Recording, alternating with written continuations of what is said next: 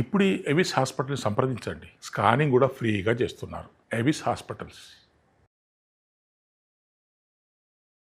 Hello అండి, అందరికీ నమస్కారం. నా పేరు మాధురి. ప్రస్తుతానికి మనతో పాటు ఉన్నారు. మనకి ఏ కోణంలో సమస్య వచ్చినా అన్ని కోణాల్లో నుంచి దాన్ని పరిశీలించి ఒక చక్కటి పరిష్కార మార్గాన్ని సూచించే ఒక వ్యక్తి. సో ఆవిడ గురించి చెప్పాలంటే ఒక ఆధ్యాత్మికవేత్త, ఒక సైకాలజిస్ట్, మనకి ఎటువంటి సమస్యలు వచ్చినా కూడా తీర్చే ఒక లైఫ్ కోచ్ అని చెప్పచ్చు. అన్నిటికంటే మించి ఆస్ట్రాలజర్. సో అన్ని రకాలుగా కవర్ చేయబోతున్నామండి ఈ ఎపిసోడ్లో. మరి మనతో పాటు ఉన్న వ్యక్తి పేరు హరి రఘుప్రియ గారు. నమస్కారం రఘుప్రియ గారు. నమస్తే నాన్న. ఇప్పుడు చాతుర్మాస్య వ్రతాలు, చాతుర్మాస్య దీక్షలు 4 నెలల పాటు చేస్తూ వస్తారు కదండి. అయితే మొన్న ఏకాదశికి విష్ణుమూర్తి పడుకుంటాడు అని చెప్పేసి అంటూ ఉంటారు. విష్ణుమూర్తి దేవుడు సర్వాంతర్యామి, ఆయన పడుకోవడం ఏంటండి? అసలు ఆ కథ ఏంటి, ఆ వెనకున్నది ఏంటో తెలుసుకోవాలందండి నాకు. చాలా చక్కని క్వశ్చన్. అయితే దేవుళ్ళు నిద్రపోతారా, దేవుళ్ళు మెలకుగా ఉంటారా అని కొంతమందికి, అంటే ఆధ్యాత్మికం తెలిసిన వాళ్ళకి ఇలాంటి ప్రశ్నలు రావు. కానీ కొంతమందికి ఇప్పుడు మనకి చాలామంది వైరస్లు వచ్చినట్టుగానే దేవుడు లేడు, రాముడు లేదు, కృష్ణుడు లేదు, ఇలాగా అంటే ఏదో ఒకటి అలాగా సోషల్ మీడియాలో ఎలివేట్ అవ్వాలనో లేదా వాళ్ళ పేరు బయటికి రావాలనో ఇలాంటి పిచ్చి పిచ్చి వెర్రితలలు వేస్తూ ఉంటారు. అయితే మన పురాణాలు మనకి శాస్త్రము.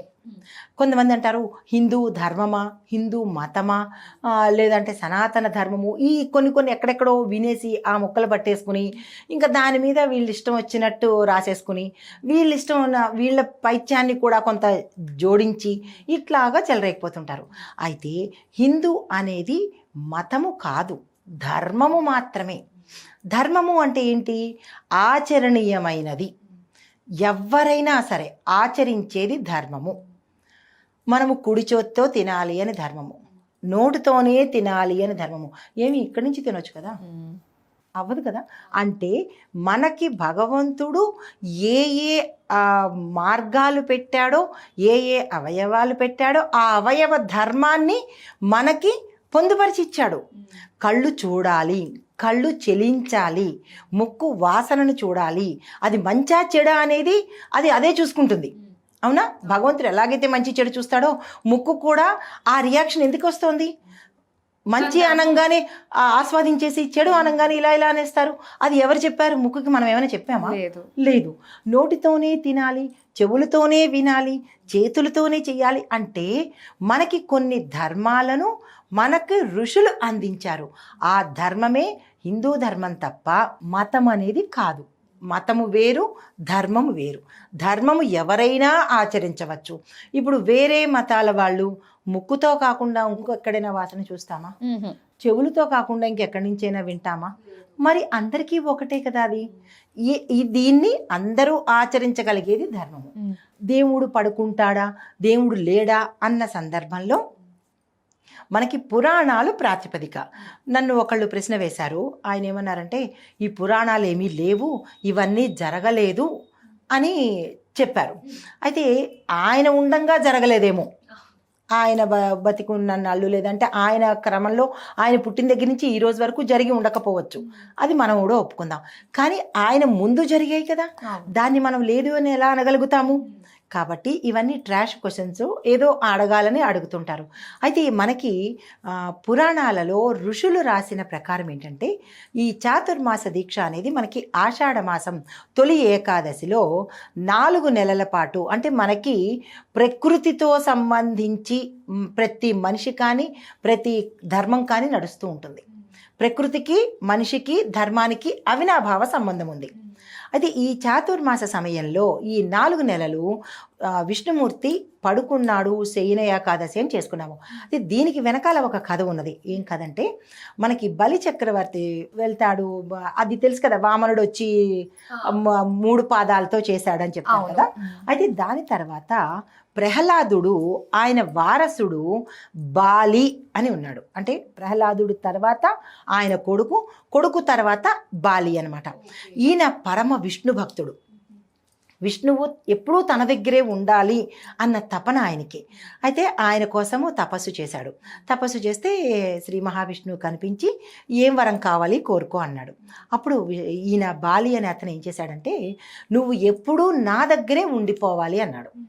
మరి భక్తుడు ఏది అడిగితే మరి ఇచ్చేయాలి కదా.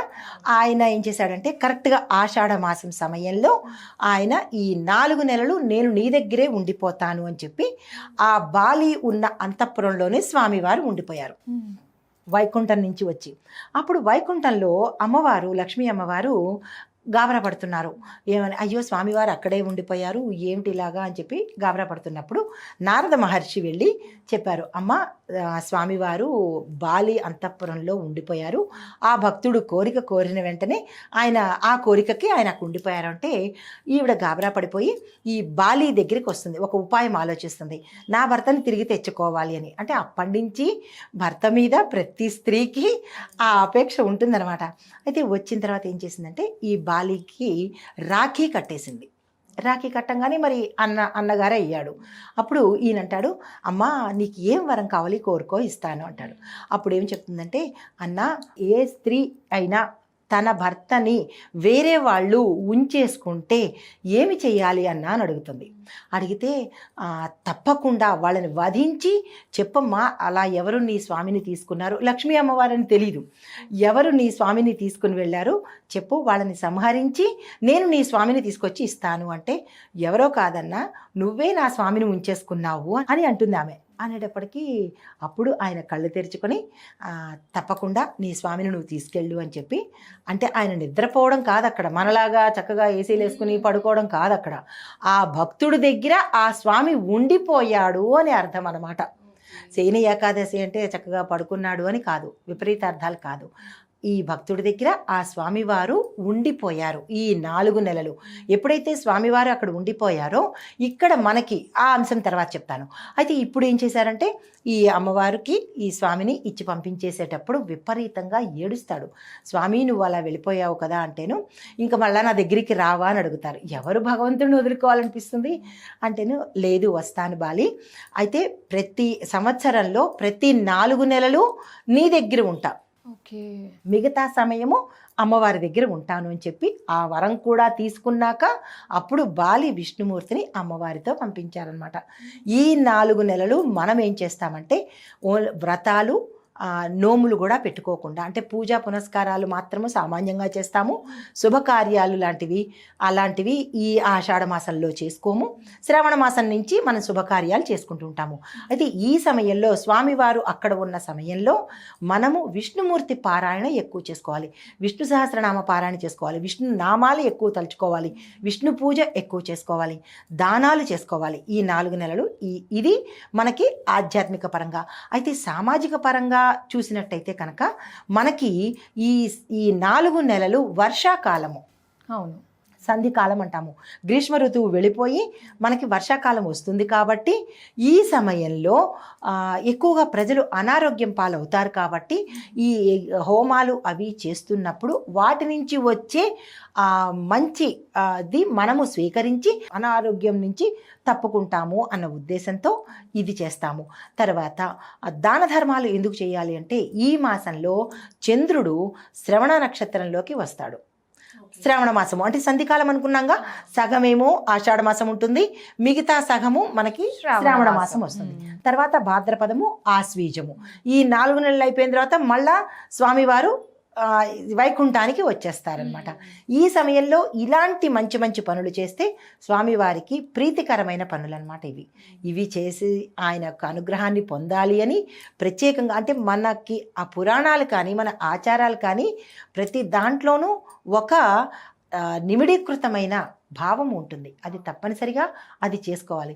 ఆరోగ్యంగా ఉండాలి అనే ఈ 4 నెలలు మనం ఇవన్నీ కార్యక్రమాలు చేసుకుంటూ ఉంటే ఆరోగ్యంగా ఉంటాము అని మన ఋషులు మనకి అందించిన శాస్త్రం. నిజమే. దీన్ని బట్టి అర్థమవుతుంది ఏంటంటే నువ్వు భక్తి శ్రద్ధలతో నిస్వార్థంగా స్వామి దగ్గర ఉన్నట్లయితే ఆయన నీ దగ్గరికి వచ్చేస్తాడు కదా. వస్తాడు. ఈ 4 నెలలు ఆయన దగ్గరికి వెళ్ళాడంటే బాలి దగ్గరికి, ఆ. ఆ భక్తుడి దగ్గరికి వెళ్ళిపోయాడంటే ఆయన.